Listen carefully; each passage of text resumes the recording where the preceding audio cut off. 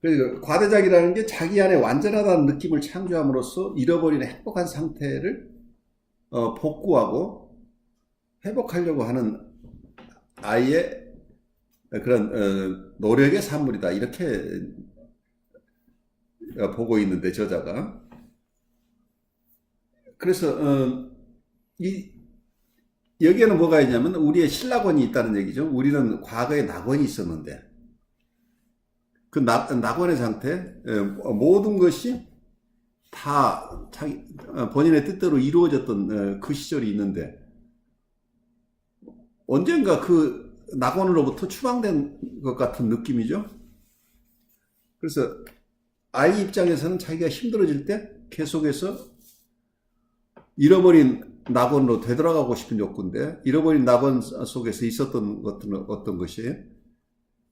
자기는 거대한 자기로서 그 당시로서는 아주 초기 단계에서 어느 아이나 처음 부모가 자기가 어떤 생각을 하고 있거나 다 그대로 수용해 줌으로써 자기가 자기 뜻대로 부모들이 다 움직여지던 어떤 그런 시절이 있었죠. 거기 거대 자기가 있고 어떤 또 하나는 거기에 이상화된 부모 원상이 있을 수 있죠. 그 당시에 부모님은 자기가 원하는 걸 다 해주던 부모, 가장 힘있고 파워풀하고 모든 것을 자기가 원하는 걸 다 해줄 수 있는 부모. 이런 게 어떠면 낙원의 모습이죠. 아이로서는. 아마 어른이 돼서도 우리가 힘들 때는 어딘가로 회귀하고 싶다고 한다면 우리의 상상 속에서 아주 어린 시절에 따뜻했던 어떤 집안의 분위기 이런 것을 상상하게 되겠죠. 그렇다고 한다면 굉장히 어려움을 겪고 심리적으로 어려움을 겪는 상태뿐만이 아니고 많은 경우에 아이들이 불편함을 느낀다고 한다면 불편함에서 벗어나는 방법이 뭐겠느냐 할 때 내가 낙원에 살 때 내 모습을 찾고 그때 대상의 모습을 찾고 싶은 거죠. 그러니까 이상적인 부모 원상이라고 하는 원래 처음 아이가 경험했던 부모는 모든 것을 다 할 수 있는 사람이고 그리고 자기는 또 자기 생각만 하면 말하지 않아도 어머니가 다 배고프면 젖주고 그리고 똥 누면 다 치워주고 불편하면 목욕시켜주고 모든 것을 다 이렇게 자기가 원하는 건 말하지 않아도 해주듯이 이게 프리에더프라는 경험들이죠. 말하지 않아도 모든 것이 다 척척 자기 뜻대로 되던 시절이죠. 그래서 아이 입장에서는 어머니가 자기를 이렇게 돌봐준 경우에 자기가 판타지 속에서 자기가 필요한 거 있다고 생각만 하면 어머니가 몸을 움직였던 시절이잖아요. 그래서 어떠면 이들 자기의 옴니퍼던스가 내가 생각만 하면 모든 게 이루어진다. 그게 아이들이 갖고 있는 옴니퍼던스죠. 전능감이죠. 그리고 우리 부모는 못하는 게 없어 하던 시절이죠. 그래서 아이들이 아마 초등학교쯤 가면 아이들끼리 놀면서 우리 아빠는 힘 굉장히 세다. 우리 엄마는 최고로 이쁘다.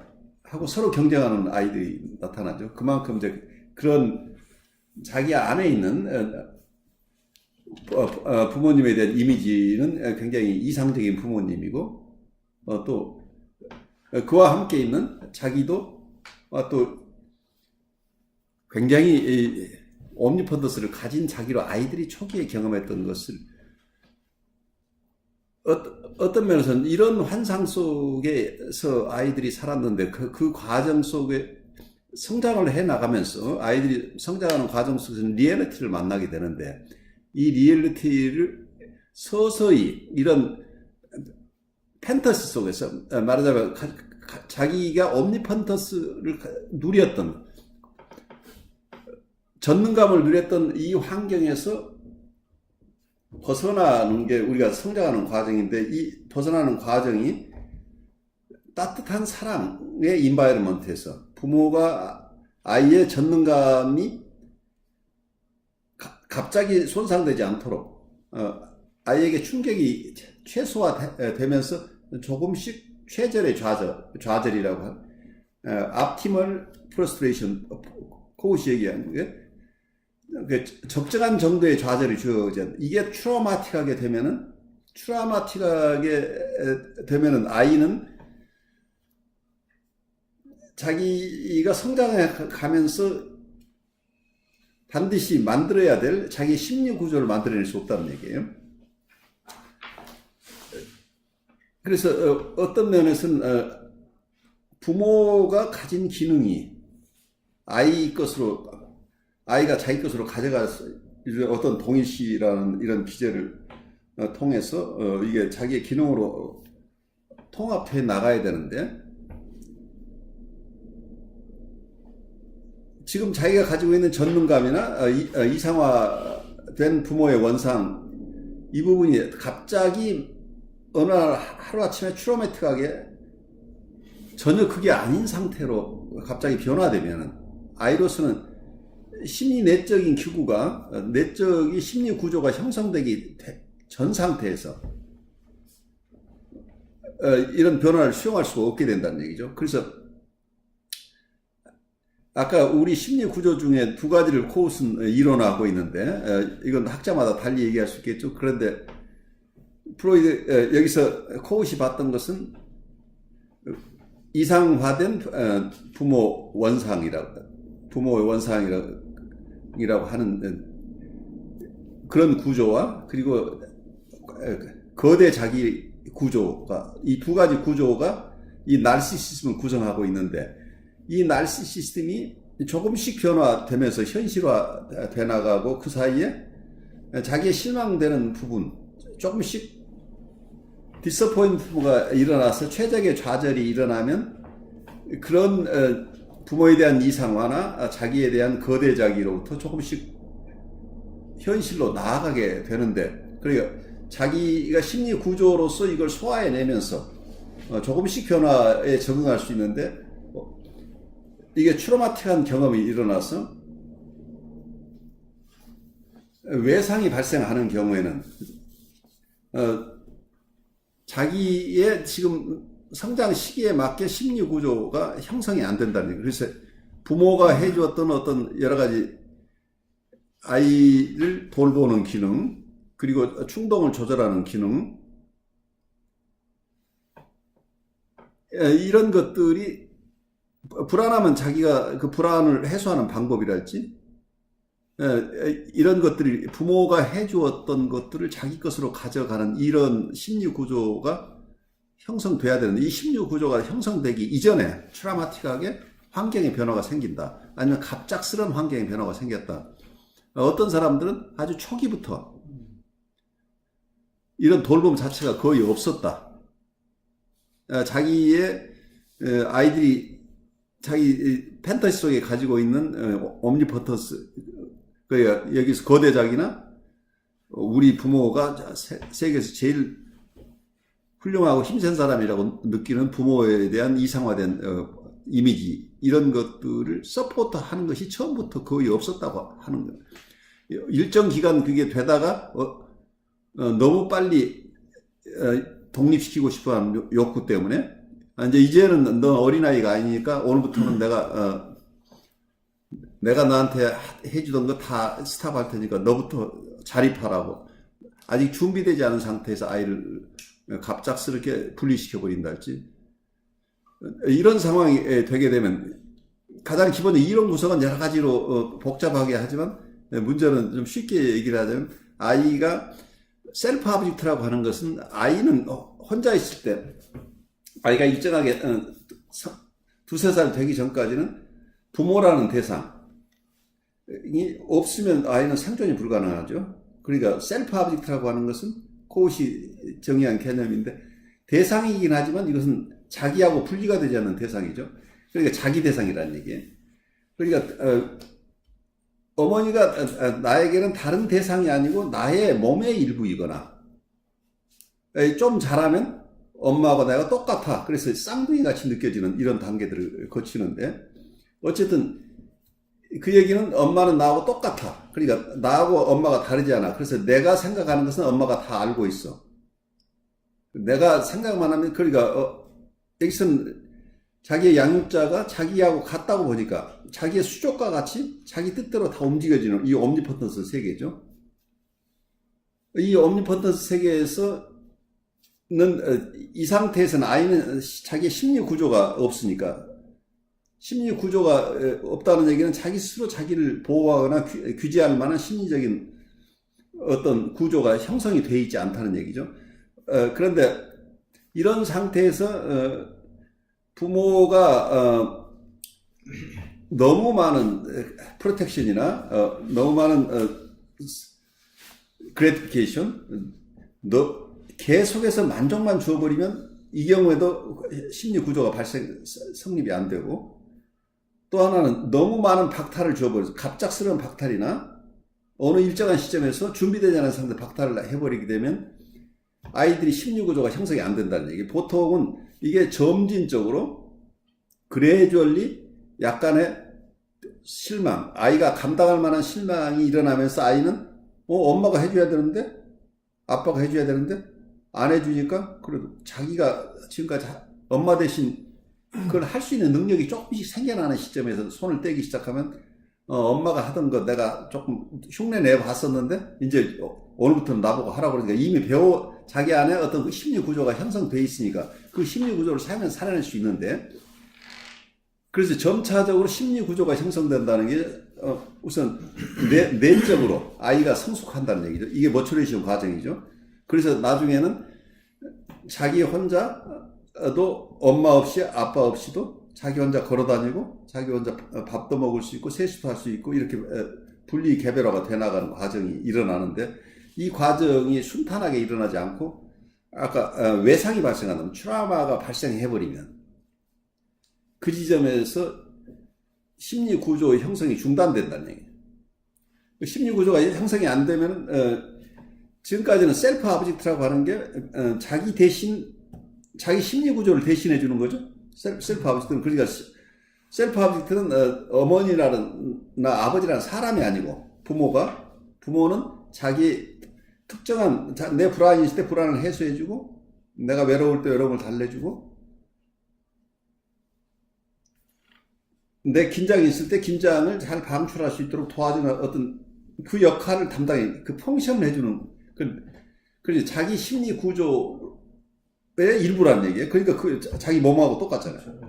이런 상태인데, 만약에 심리 구조가 되지 않은 상태에서 갑작스럽게 이 사람을 독립시켜버리면 이 사람은 결국은 심리 구조가 없는 상태니까, 만약에 원부모에게서 얻지 못한 거라면 이 사람은 평생 누군가에게서 실제 셀프 오브젝트라는 외부 대상을 만나야 된다는 거예요. 그래서 이분들은 원대상에게서 얻지 못했던 그 당시에 원고 대상과 관계 심리 구조를 발달시켜야 되는데 이 부분에 실패했기 때문에 누군가를 만나면 어떤 면에서는 과거에 전이정서가 일어난다고 얘기를 할 수 있지만, 또 한쪽에서 본다면 자기가 발달시키지 못하고 있는 이 기능을 발달시켜 줄 수 있는 대상을 찾고 있다고 우리가 볼 수도 있죠.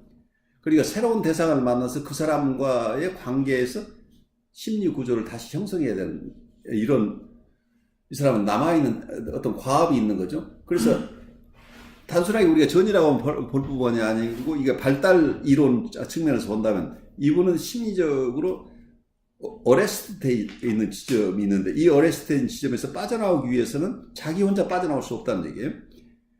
자기 혼자 빠져나올 수 없기 때문에 이 빠져나오는데 도움을 줄 수 있는 셀프 아브젝트가 필요하다는 거예요. 그래서 셀프 아브젝트를 통해서만 자기 심리적인 기능을 할 수 있어요. 자기 심리 구조가 없으니까. 심리 구조가 없는 사람이 이 세상을 살아가는 게 얼마나 힘들겠어요. 그러니까 이 심리 구조를 대신해줄 셀프 아브젝트를 계속 찾는다는 얘기죠. 이 현상이 우리가 보통 전이라는 모습으로 계속 드러나죠. 과거의 원대상에게서 해결하지 못한 이슈들을 계속 같이 해결해야 될 상대를 만나는 거죠. 근데 보통 이렇게 해서 만나는 자기의 셀프 오브젝트가 돼달라고 가서 청하는데, 처음에는 누구든지 친절하게 대하다가 이분은 셀프 오브젝트라는 것은 자기의 인격적인 대상이 아니고 항상 자기가 필요한 것을 공급해주는 공급책이니까, 그분이 감당을 못하는 거예요. 처음에는 친절하게 사랑을 베푸는데 이분은 아무리 사랑을 줘도 고마운 것을 모르는 사람이에요. 왜냐하면 셀프 오브젝트니까 이건 자기가 필요한 기능을 해주는 사람일 뿐이지 독립된 인격이 아니라, 이 사람이 얼마나 힘든데도 자기를 도와주는가가 중요한 게 아니고 내가 필요하면 해줘야 될 대상이에요. 그래서 고마움을 모르는 상태에서 계속 자기가 살아가기 위해서 필요한 대상으로 상대방을 사용한다는 얘기죠. 이런 상태가 되니까 이런 셀프 오브젝트를 하도록 선정된 사람이 견뎌내지 못하니까 결국은 어떤 방식으로든 이 사람에게 떠나게 되는 거죠. 그럼 이 사람은 또 버림받았다는 느낌을 받으니까 또 다른 대상을 찾아가고 거기서도 또 버림받고 이렇게 힘들게 인생을 살아오다가 마지막에 오는 게 상담실이에요. 그래서 상담자한테 왔을 때는 이분은 많은 우여곡절, 셀프 오브젝트들을 찾아다니다가 도저히 다른 데서 더 찾을 곳이 없어서 희망이 없어서 마지막에 상담실에 왔다고 이해하는 게, 이분들을 이해하는 게 굉장히 중요하죠. 그래서 이런 상태에 있는 분들을 여러분이 도우려면 우선 셀프 오브젝트가 우리가 되어줘야 된다는 얘기죠. 이 사람이 그렇게 염원하는 건 자기 혼자는 자기를 규율할 수 없고, 그리고 자기 심리구조를 만들어낼 수도 없으니까 누군가가 자기를 안전하게 보호하면서 자기 심리구조가 생길 때까지 자기를 안아주고 이해해주고 보호해주는 대상이 필요하다. 그 과정을 하면서 원대상은 트라우마틱하게 이 사람을 세퍼레이션 시켰지만 그렇게 하지 않고 이 사람이 자기 심리구조를 형성할 때까지 이 사람을 따뜻하게 보호하면서 함께 있으면서 자기가 원래 가지고 있던 아직 해소하지 못하고 있는 게 이상화된 부모 원상이죠. 그 이상화된 부모 원상을 이분은 벌써 실망을 통해서 갖지 못하고 있지만 이걸 치료자를 통해서 다시 되살리고 싶은 작업이 일어나죠. 다시 과거의 작업이 미진한 이상화된 부모 원상을 전이관계에서 이상화 전이를 통해서 드러내고, 그리고 자기가 자기의 거대 자기를 수용해달라고 하는 이런 쪽에서 일어나는 게, 자기의 거대 자기가 드러나는 부분이 미러 트랜스퍼런스라고 거울 전이가 일어나는 거죠. 그리고 이상화 전이나 거울 전이가 일어나는 게 지금 발달적으로 미완성인 상태. 그래, 자기의 심리 구조, 아주 어린 시절에 가졌던 자기애적인 심리 구조가 이게 변형이 되면서 건강한 나르시시즘으로 발달해야 되는데 그 발달하지 못하고 어린 시절에 가졌던 것에 고착되어 있어서 끊임없이 어린 시절에 그 나르시시즘을 벗어나지 못하고 있는 이 사람이 자기 심리 구조를 상담자의 도움을 받아서 심리 구조를 형성해 나가면서 점차적으로 그 그 병리적인 나르시시즘에서부터 건강한 나르시시즘으로 이행하는 과정이다. 그거 보는 게 어떤 코우시 한 얘기를 내가 정확하게 옮긴 것은 아니지만 코우시 하고 싶었던 얘기인 것으로 저는 이해를 해요. 그래서 이때 만나는 치료자는 사실은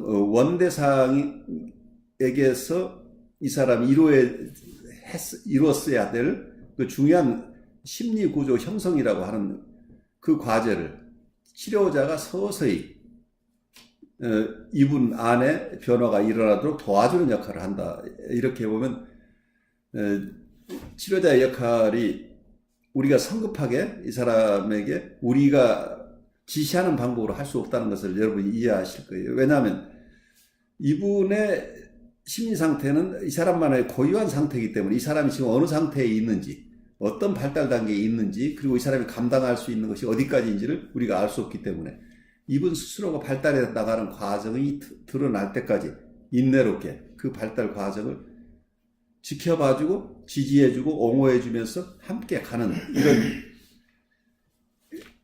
동반자가 되어줘야 된다는 얘기죠. 그래서 지시하거나 가르치거나 하는 것보다는 우선 이분이 이 병리적인 나르시시즘에서부터 점차적으로 자기가 살아가는 데 필요한 심리 구조를 형성하는 이 단계를 잘 협조해서 이 사람이 이제 자기 혼자서도 자기 삶을 지탱해낼 수 있도록 독립적인 어떤 활동을 할 수 있을 만큼 성숙할 때까지 이분과 같이 가는 거죠. 그래서 어떤 경우에는 이분의 욕심이 이런 자기의 나르시시즘만 해결하겠다는 건지 그 이상의 또 다른 치료 목표가 있는지는 각각 다르겠지만 우선 이 나르시시즘을 해결한다면 그 뒤부터는 이분이 자기 혼자 더 나름대로 성숙해 갈 수 있는 길들이 열리는데 그 이전까지는 나르시시즘에서 자기 혼자 빠져나온다는 것은 거의 불가능하다고 보여요.